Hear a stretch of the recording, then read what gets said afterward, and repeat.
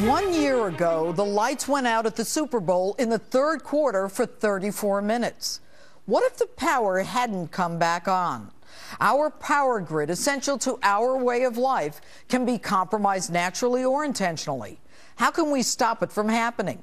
With me, former CIA covert operative Mike Baker and retired military intelligence officer for the U.S. Air Force and former NSA official Colonel Cedric Leighton. All right, good evening, gentlemen. Mike, after discussing the dangers on the grid after last week's show, the website for practicalprepper.com the gentleman that we had on literally crashed after so many viewers logged on for more information. Are the fears justified? Well, they are, and then what happens is people hear the word prepper, and everybody starts rolling their eyes, and they think of compounds. The problem is we're talking about the world's largest and most complex power generation and distribution system. You know, it's spread across the country. It's some 3,000 utilities. It's got an aging infrastructure. The utilities, states already spend an ungodly amount of money every year trying to upgrade and improve the resiliency. But by some estimates, you need to spend twice as much per year to make this thing happen. You got to worry about, as you said, natural disasters. You've got to worry about, cybersecurity issues. You've got to worry about physical terrorism on these things. And frankly, we're becoming pretty squishy. I mean, people go off the rails nowadays if their favorite flavoring at the coffee shop's not available. And so you can imagine, you put the power down for 3 weeks, and, you can pretty much put love thy neighbor out the window. All right. Colonel Leighton, let me go to you. Mike mentioned something about, cyber threats. We've got this power grid, and we've got, some people refer to it as balkanized, but we've got a zillion local power companies that are in charge of their own area. And then we have this organization that's over it called NERC as well as FERC. But what is the government doing to make sure that those local electric companies comply with the requirements and the advancements in technology to prevent us from a cyber attack? Well, Judge, basically what they're doing is they're holding hearings and taking a look at the way they're implementing their regulations. They have crafted some regulations. They did a lot of work up through 2012, but none of this stuff has been promulgated in a way that actually makes sense and in a way that actually can be used by the utilities in a coherent fashion from A through Z, that you can be assured that they will then protect their consumers. So what we have here is basically a haphazard approach, balkanized utility system, like you said, but also a regulatory regime that has not kept pace with the cyber threats and any of the other threats that are out there. But Cedric, look, you were in intelligence, and Michael, you as well, and you're in the military, both of you. I mean, how could the United States government allow this to happen? How could they not require those local companies to comply, as opposed to having a hearing after a hearing, when people can literally hack into our grid? Well, I think part of the issue, Judge, is that they are really not quite sure exactly what to do. And the other part is that we don't have coherent cybersecurity legislation from the Congress, and that has made a huge difference. There's no direction from the executive that really impacts what the utilities are doing. There is direction when it comes to government, but it doesn't really affect the utility part. Well, that's crazy. You know what, Cedric, I got to tell you that. Mike, go ahead. No, I was just going to say, I mean, the Colonel's spot on, but it's not as if, I will say this, it's not as if the government isn't taking and hasn't been taking for years, very physical steps to try to improve the resiliency of the system and to try to deal with this issue of cybersecurity. They can't get a law passed by Congress. Michael, listen to me. Well, no, look, Mike, they can't get a law out of committee. The Idaho National Laboratory. And not too far from where I am is the Idaho National Laboratory. They're doing fantastic work in trying to deal with the control and data systems, which are an integral part and a real key part of this in terms of both whether it's cybersecurity or just the problems that we face from natural disaster. Frankly, our biggest issues come from weather and natural disaster concerns. And then I'd argue that we're actually looking at more potential damage in the short and medium term from physical terrorism as opposed to the cybersecurity issue. All right, and so said, but Mike, you just said Idaho. I'm asking what the federal government is doing, because Idaho can't control New Jersey, with all due respect. Again, my point being is that, yes, the Colonel's right in the sense that we're talking about regulation. We're talking about a very slow process because the systems are in the hands of the states for the most part. Well, not the states, the power companies. Last question to you, Colonel. The military is on the same power grid as the rest of us. That's not too smart, is it?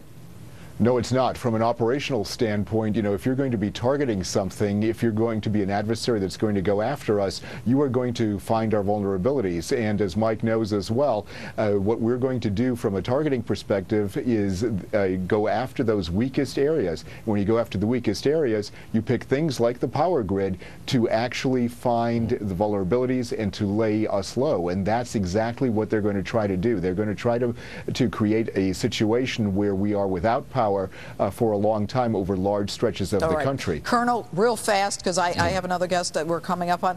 Are we ready for this, Colonel? No, we're not, Judge, not at all. All right, Mike, are we ready?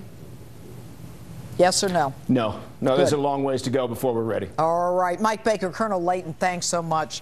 With me now, former Ohio Congressman and Fox News contributor Dennis Kucinich.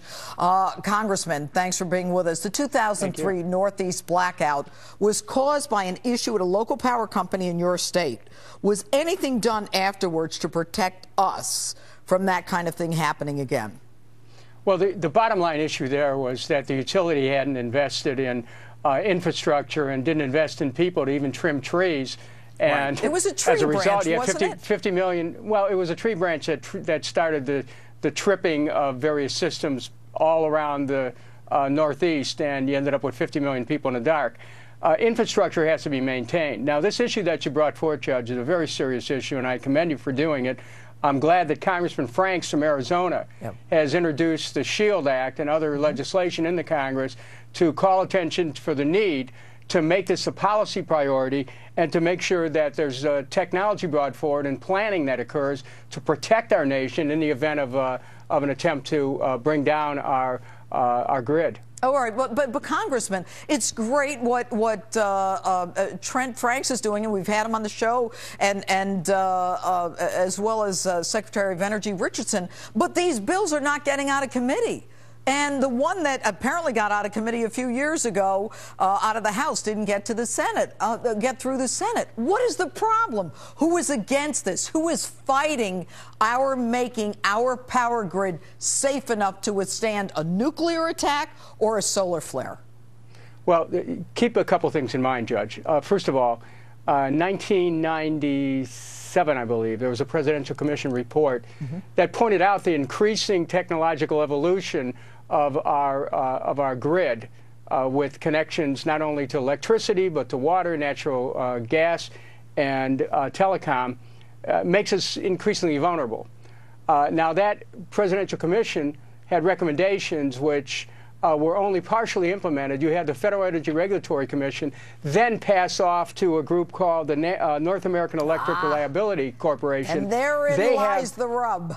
They have responsibility, but they don't have the power to tell the utilities what to do. Essentially, the regulated entities have to make up their minds to be able to cooperate together to be able to protect their mutual interests. And the increased integration of the web here creates a paradox that as we become more focused on the development of technology, the hardware and the software, the vulnerability increases. And if you don't have enough cooperation between all the partners of the system, any point of the system becomes vulnerable to an attack that could cause the entire country's infrastructure to fail.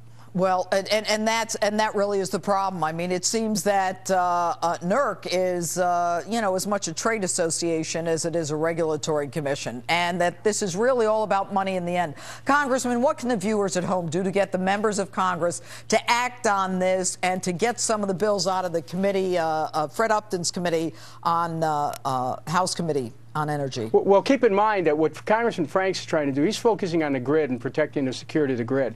This is a bipartisan issue. Yes. This doesn't matter whether you're a Democrat, Republican, liberal, conservative. We as Americans have to protect our country. And in this highly evolved technological society, we have to remember that state and non-state actors could work against the United States here. We have an obligation to our nation. And that's why I think that this show and your consistent and persistent effort in focusing on this will cause more members of Congress and the public to pay attention to know this has to be moved up as a matter of national security. Well, you know what? We're going to keep pushing on this one, Congressman. Thank you so much for being with us, Congressman Kucinich. And coming up, for all of his talk about the war on women, the president still goes after the Little Sisters of the Poor. And the Little Sisters are the topic of tonight's Instapoll. Should the administration drop their Obamacare fight against the sisters? Facebook or tweet me at Judge Jeanine.